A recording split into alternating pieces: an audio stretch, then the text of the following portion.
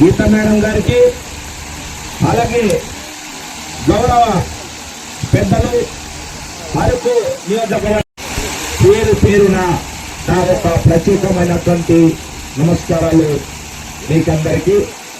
అలాగే ఈ కార్యక్రమానికి ఇచ్చేసినటువంటి అక్కలకు, అమ్మలకు, చెల్లెలకు, 3 పార్టీల నాయకులకు, పాత్రికేయ మిత్రులకు, సీనియర్ నాయకులకు అందరికీ కూడా పేరు పేరున మన ఎన్డీఏ కూటమి తరఫున మీకందరికీ కూడా పాదాభివందనాలు.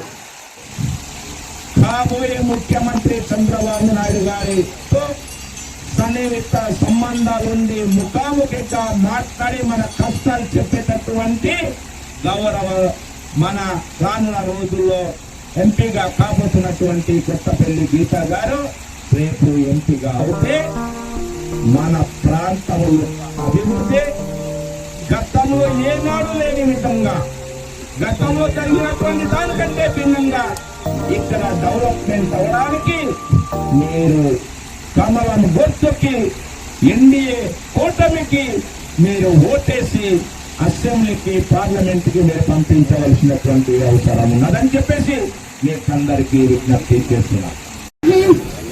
విద్య మనకు అందట్లేదు, వైద్యులు సరిగ్గా అందట్లేదు, డాక్టర్లు ఉండట్లేదు, డాక్టర్లు ఉంటే మందులు ఉండట్లేదు, ఇప్పటికీ డోల కష్టాలు తప్పట్లేదు.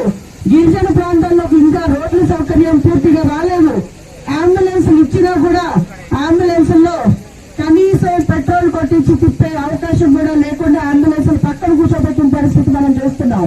అదే చూస్తే మనకి ఈ రోజు కూడా కేంద్ర ప్రభుత్వం ఎన్ని నిధులు మనకి ఇస్తున్నా సరే మన గిరిజనులందరికీ సొంత ఇంటి కళ నెరవేర్చాలంటే ఇందాక మన రాజారావు గారు చెప్పారు, ఎవరికి ఇల్లు లేవు, ఇల్లు రావట్లేదు. ఇల్లే కాదు, మంచినీళ్లు కూడా ఈ రోజు మన బిడ్డలకి మంచినీళ్లు కూడా ఇవ్వలేని పరిస్థితిలో మన రాష్ట్ర ప్రభుత్వం ఉంది.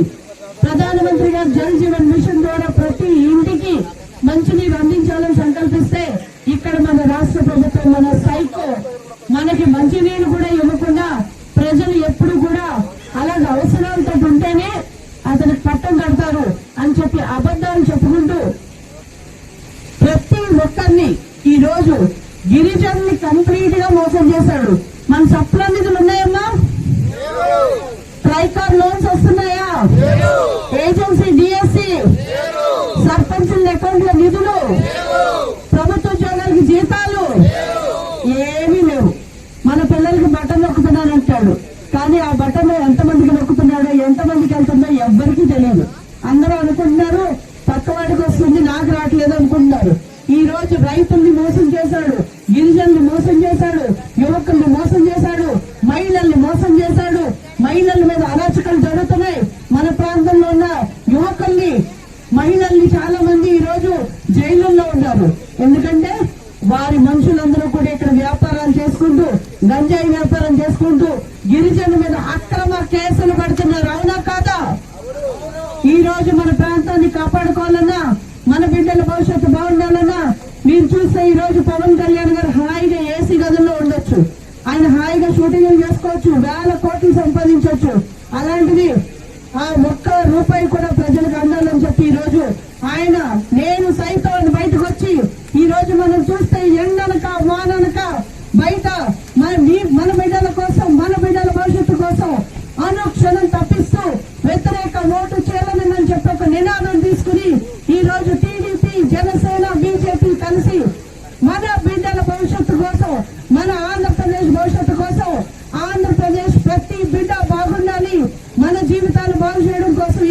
సంకల్పాన్ని తీసుకున్నారు. ఆ సంకల్పం